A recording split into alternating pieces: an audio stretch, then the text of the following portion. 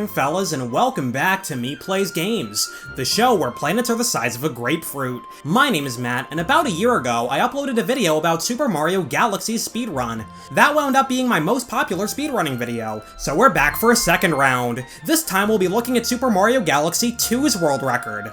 This game's record is held by a runner named Goryuya, clocking in with a time of 2 hours, 54 minutes, 58 seconds. Let's see what this run has to offer. This video script wound up being way longer than I expected, so I'll be splitting it up into 2 parts. Today we'll be looking at worlds 1 through 3, and next time my friend Dash will show you worlds 4 through 6. These videos are an overview of the run, rather than an actual tutorial. If you want to learn the speedrun, I'll leave resources in the description for you. For more videos like this, subscribe to Me Plays Games. I also do Rubik's Cube speed solving videos, and Dash is going for a world record of his own soon as well, the fastest time to visit every subway station in New York City. Alright, let's get started. The run starts with this tutorial section. By backflipping over this crystal, runners can land on the slope, then jump off it in such a way that they get a small speed boost. There are a few more of these slope boosts throughout the run. You'll notice Goryuya long jumping through this bit, since that's the fastest way to move in most situations. Mario and Luigi's normal run speeds are 13 and 15 respectively, but their long jumps are considerably faster.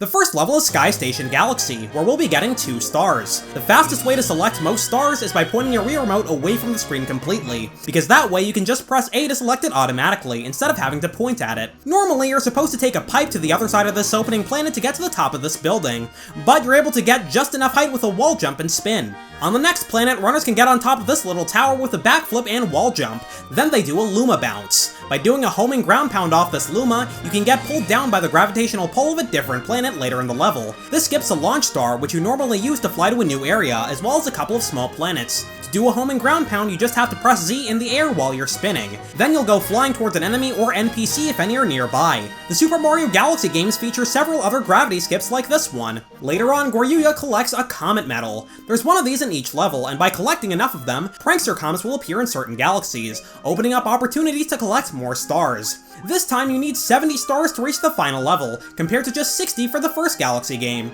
In a casual playthrough, most players will get rid of Pee-wee Piranha's egg in this boss fight by spinning at it a couple times. But in the speedrun, you can see Goryuya take it out with just 1 ground pound, then finish off the first phase of the fight by spinning into him once. Then the egg will reappear and you can rinse and repeat to get your first power star. Before we move on, let's talk about the different versions of this game. There are a bunch of different ways to play Super Mario Galaxy 2, but top runners will mostly use either a Chinese Wii disc or the Japanese Virtual Console version of the game on Wii U, which is the one Goryuya is using.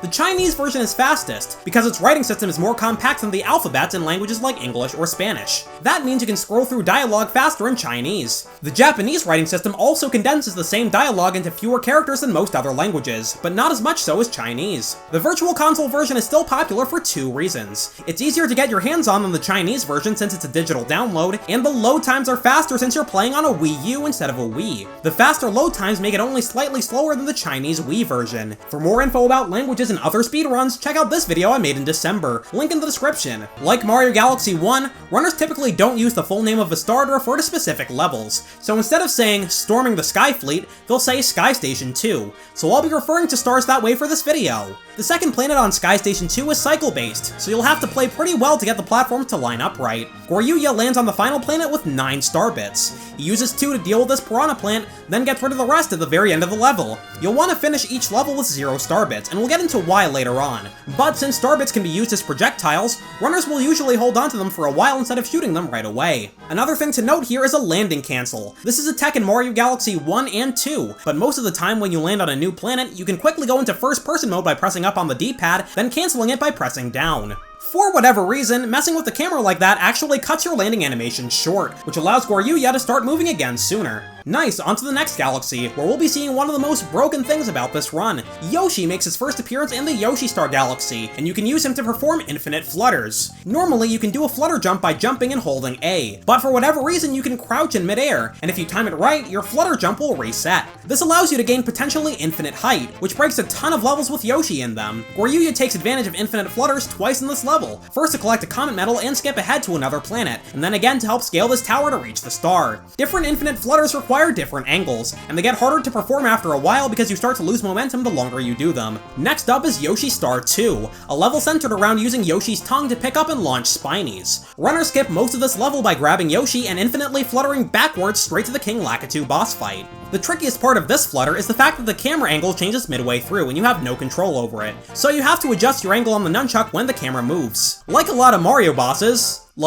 a lot of Mario bosses, King Lakitu takes 3 hits to kill, and you're meant to use the Spinies he throws against him. For the first hit, Goryuya does a couple flutters to get closer to the boss. That way he can grab the Spiny he throws right away with Yoshi's tongue. Later on, he'll throw 2 Spinies at once, and runners will aim to grab both of them. That way you can get the second hit right away. Then you're already ready to hit him one last time before he throws any Spinies in the third phase. Alright, 4 stars down, 67 to go. Next up is the Spindig Galaxy, where we'll be fighting Digga-leg. This level is meant to teach you how to use the spin drill power-up, but runners can just, not. At least for this first planet. A triple jump and spin get you high enough to reach the launch star on this platform, which runners take advantage of to skip the first spin drill. Home and ground pounds also work on nearby power-ups, so Goryuya pounds into the drill on the second planet to get a ton of momentum in the right direction. After a few drills and 1 Comet medal, he makes it up to the next launch star. Captain Toad usually talks to you right before this boss fight, but you can skip that dialogue by going into first-person mode and assaulting him with some star bits.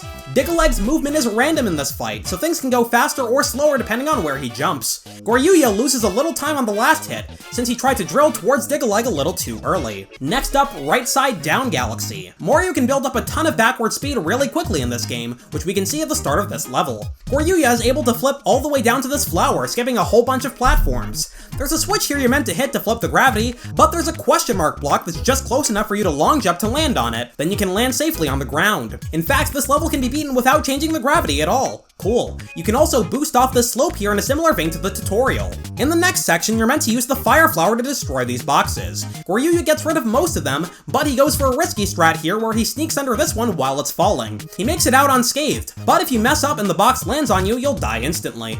Goryuya heads back to Right Side Down for the Secret Star. Secret Stars are hidden within other missions, so he's gonna select Right Side Down 1 again, which he has to do by pointing the Wiimote at the screen. Pointing it away from the screen only works if you're selecting a star you haven't visited yet. Since you've already gone to Right Side Down 1, you can mash A to skip the cutscene of Mario entering the galaxy the second time. This level starts the same way, but this time Goryuya heads into this pipe, which eventually takes him to this minigame where you have to use the fire flower to burn all these boxes in 20 seconds or less. This time he finishes with 12 seconds left on the clock. Since the Wii Nunchuck has notches, you can use those to help aim your fireballs, especially for the boxes arranged in diagonal lines. Now that Goryuya has 7 stars, the Bank Toad appears on Starship Mario. If you go on speedrun.com, you'll notice that there's a column that says Bank Toad. The Bank Toad is a character in the game that can store up to 10,000 starbits for you, and the number saved carries over across save files. So what you're able to do is max out the Bank Toad on one save file, then do your run on another. This allows you to just withdraw starbits to access certain galaxies, instead of having to collect them during the run. Once a run is over, runners will refill their starbits by downloading a fresh maxed out save file onto an SD card, then copying it to their Wii. The vast majority of runs use Bank Toad in this way. The fastest run that doesn't is a 3-hour, 5-minute, 20-second run by Super Viper T302. This run does what's known as Restricted Bank Toad, where you delete all your save files or otherwise empty the Bank Toad manually before the run. Then the only time you're allowed to use Bank Toad is to withdraw the 100 starbits he holds onto by default. Since most runners use Bank Toad, there's no need to collect starbits during levels. In fact, you actually want to make an effort to throw them all away by the end of each star. If you collect starbits, a dialog box will appear, showing how many you got when you get back to Starship Mario, but you can skip that by finishing each level with 0. Next, it's on to the Fluffy Bluff Galaxy, which introduces another new power-up. The Cloud Flower allows you to spawn up to 3 platforms in midair by spinning. Once again, Fluffy Bluff 1 contains a secret star, which he goes for first. To access it, you need to collect 100 coins. Goryuya gets 60 from this bonus room, then he uses the Cloud Flower to get up to the Sling Star. He gets the remaining 40 coins on this cloud, then goes to talk to the Hungry Luma. In the original Mario Galaxy, Hungry Lumas only asked for starbits, but in this game some of them ask for coins. Which begs the question, what the heck are the coins made out of that Lumas can eat them? Have we been getting duped by chocolate coins this whole time? Oh well, once you feed him, he'll transform into a brand new planet. You know, as you do. And on said planet, you can use cloud platforms to scale this tower and reach the star. As Cloud Mario, you can cancel the animation of spawning a cloud by crouching, which allows you to move right away. Since you can backflip right out of a crouch, that's how Goryuya climbs this tower here. The flips also gain extra height because you jump higher off of certain moving platforms in this game.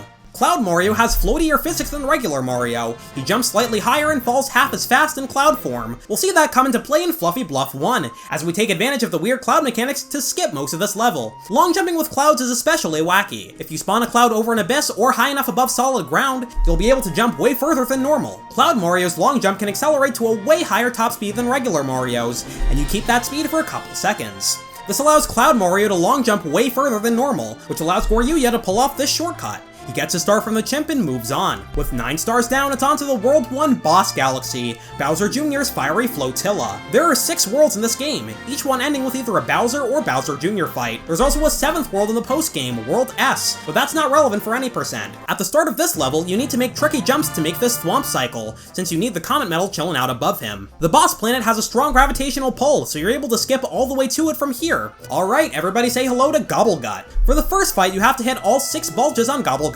body. This battle has 2 phases. For the first one, Goryuya hits the 2 bulges closest to his tail, and then the one by his head. Then on the second phase, he hits the 3 middle ones that are left. You're normally meant to wait for him to dig through the planet to hit him, but we have a jump button, so you can backflip up to each of the bulges. This is a difficult fight because of how precise your movement has to be, since you're trying to manipulate Gobblegut to get close enough to the planet, but also not take damage. Alright, now it's on to World 2. On the second planet of the Puzzle Plank Galaxy, you're meant to ground pound some platforms on the other side to build a staircase of sorts, which allows you to reach the launch star. But you can skip all that nonsense because a backflip and spin is just enough height to reach the star. Be sure to hold A while you spin, because that'll cut your vertical acceleration in half and let you get that teensy bit higher. Spins in general are pretty weird in this game, so let's take some time to talk about them. The maximum height you can get with a spin depends on whether you shake the Wii Remote or Nunchuck, as well as what character you're using. Mario and Yoshi get the highest spins with the Wiimote, and Luigi gets the highest with the Nunchuck. I could not tell you why the devs did that, but whatever. Yoshi's spin also lasts fewer frames than Mario and Luigi's. Alright, back to the run. After collecting the Comet Medal, a triple jump and spin is just enough height to get up to this higher platform, so you don't have to wait for the saws to clear the way for you. Afterwards, you get to do the world's least efficient sliding puzzle, which doesn't quite work as intended. For whatever reason, there's a small chance that whenever you ground pound these pieces once to put them into place, the game will count it as 2 ground pounds. No one's quite sure why as of now. Anyway, it's on to fighting these stink bugs. Just ground pound them both and that's 11 stars in the books. Next up is the Hightail Falls Galaxy, where we'll meet up with Yoshi again. By eating dash peppers, Yoshi can run way faster and also climb walls. As you might have guessed, there's another infinite flutter in this level, which Goryuya uses to get to the final planet. Runners grab the Comet Medal, then throw themselves off Yoshi to reach the star. There's a couple other things to note about this level before we move on though. Normally, if you use a dash pepper, it'll last for 8 seconds, but if you use a launch star while one is active, the timer will pause until you land, allowing you to hold onto it longer as you hop from planet to planet. Cosmic Cove Galaxy has a normal star and a secret star to collect. On Goryuya's first trip to the galaxy, he collects 15 coins to feed to a hungry Luma, which transforms into the planet containing the secret star. But he actually did that for later. On this first trip, he actually goes ahead to get the normal star. All you have to do to reach it is hit a switch to freeze the whole planet over, then wall jump up these waterfalls. Another thing to note about Cosmic Cove is that in Galaxy 1, runners usually spam spins to swim faster than normal, but here in Galaxy 2, runners pick up a green shell to hold instead, because in this game there's a cooldown after each underwater spin. The green shell is almost exactly as fast as spin swimming, but it takes a lot less effort to do, because you have to shake your controller constantly to spin. You also have to time each spin almost perfectly to go even slightly faster than holding a shell. Before heading back to Cosmic Cove, Goryuya withdraws a few thousand star bits for later. You need about 4,800 for this run, and they'll start coming into play after the secret star. For this star, you have to catch a bunny, which you can make easier by collecting some star bits. If you don't move after talking to the bunny and just shoot the star bits at him, he'll just sort of run straight into your arms.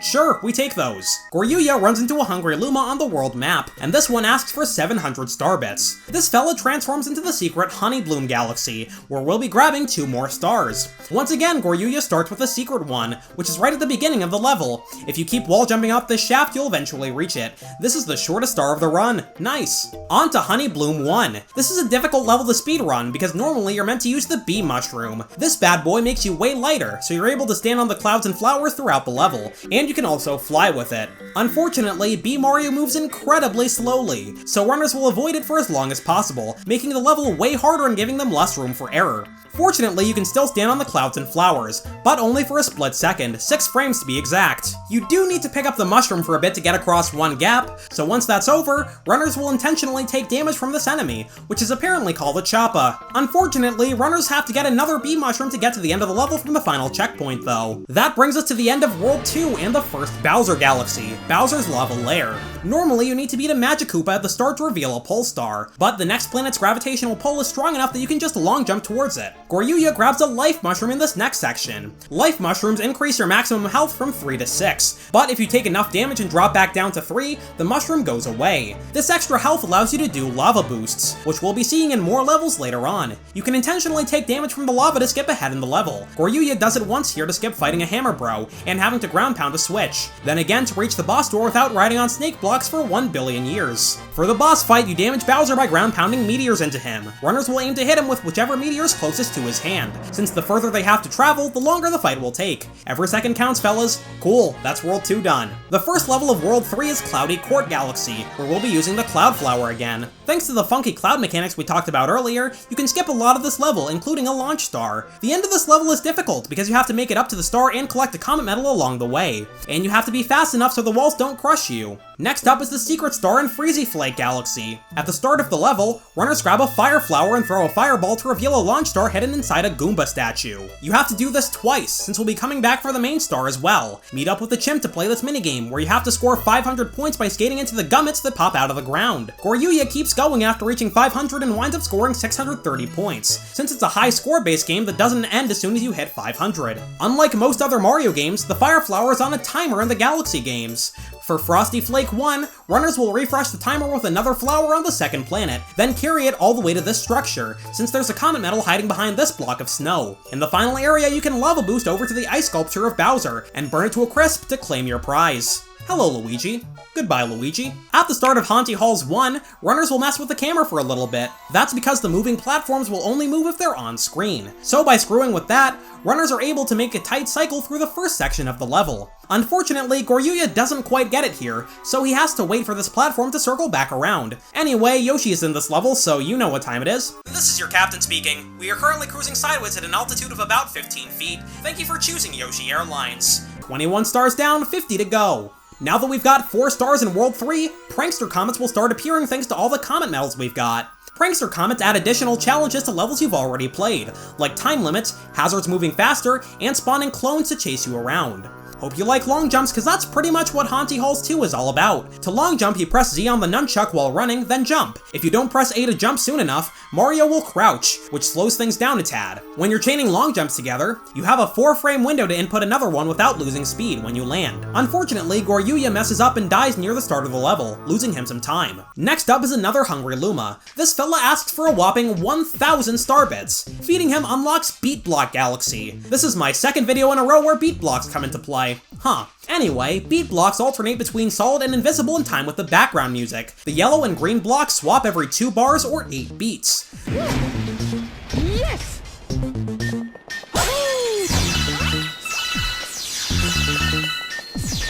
This is another cycle-based level, and getting the optimal one can be difficult. The level ends by collecting 5 silver stars to create a power star. As soon as the star appears, a different piece of music starts playing, and the beat blocks freeze. That means the block you're standing on won't disappear from under you after collecting the 5th silver star. There's a small chance they swap at the last second, but the timing for that is strict, so it's not anything to worry about. Next stop, Flip Swap. This is another hungry Luma Galaxy that costs 300 star bits. The platforms in this galaxy flip between blue and red every time you spin. Like I mentioned before, you get a metric ton of momentum by long jumping on platforms that are moving up, which Goryuya takes advantage of throughout this level. This is a difficult level to do optimally because of the long jumps, so I thought it'd be fun to take a look at the individual level, or IL record for this level. Shadow64 holds the record for this star, clocking in at 27.53 seconds. One nice thing about Galaxy 2 is the fact that the game keeps track of of your fastest time for each star. That's a nice way to add replayability to your game, but it also makes it easy to track your progress when you're learning to speedrun this game. Shadow64 is using Luigi for this, since he jumps higher and moves faster than Mario.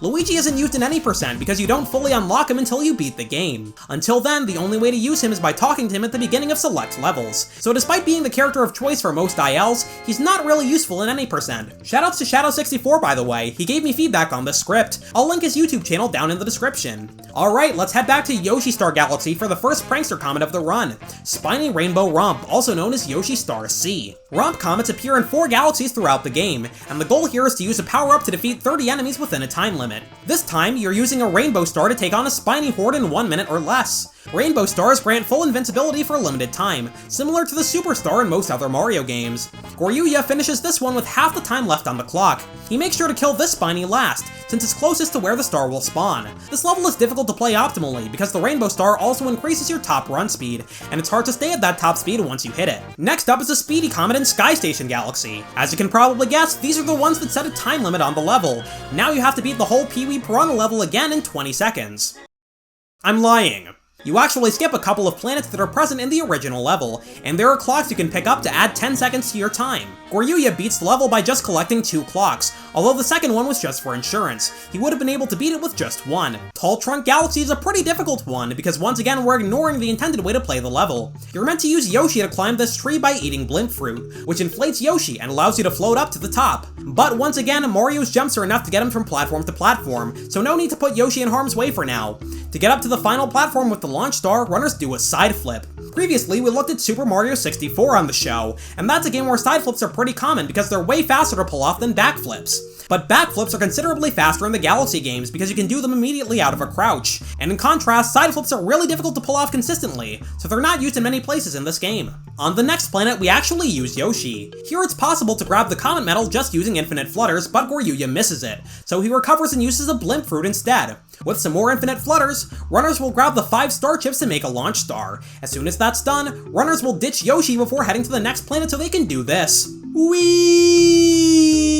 Yoshi can't ground pound in this game, since Z functions as the ground pound button as well as the dismount Yoshi button, so you save time by leaving him on the previous planet. Here we pick up another Yoshi to reach the star, and runners will actually use the Blimp Fruit here. Infinite fluttering is the most useful when you're using it to move horizontally, but for vertical movement it's not all that fast, so the Blimp Fruit is the optimal choice here. The fastest way to grab the star is by ditching Yoshi and just jumping up with Mario. Next up is a Clone Comet in Cloudy Court. There's your daily dose of alliteration. This time, Cosmic Clones copy your every move. This first section is fairly straightforward, but in the second section things get more difficult. Since the clones copy your movement, making mistakes can be costly, because if you mess up a wall jump, chances are you'll fall straight into a clone also messing up the wall jump and you'll take damage. Other than that, this level isn't too problematic, since you can break the crystal and get the star before any clones spawn in the last section. Cool, let's move on to the next boss level, Bowser Jr.'s Fearsome Fleet. Another level you can rip to shreds with infinite flutters. This level is meant to be an auto-scroller of sorts, but you can use Yoshi to skip, like, all of it. Let it be known that Google Docs does not like my use of the word like in that last sentence. Shut up. There are 3 infinite flutters Goryuya uses here.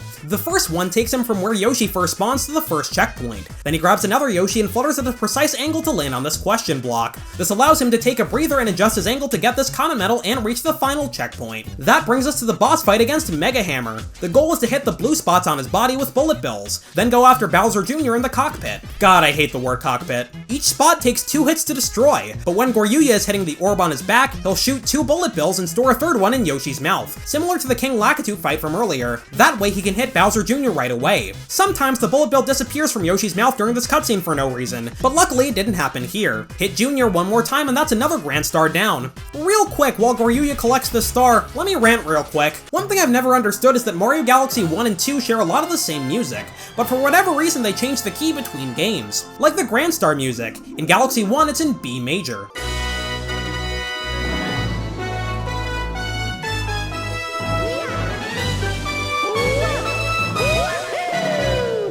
But in Galaxy 2 they changed it to B flat.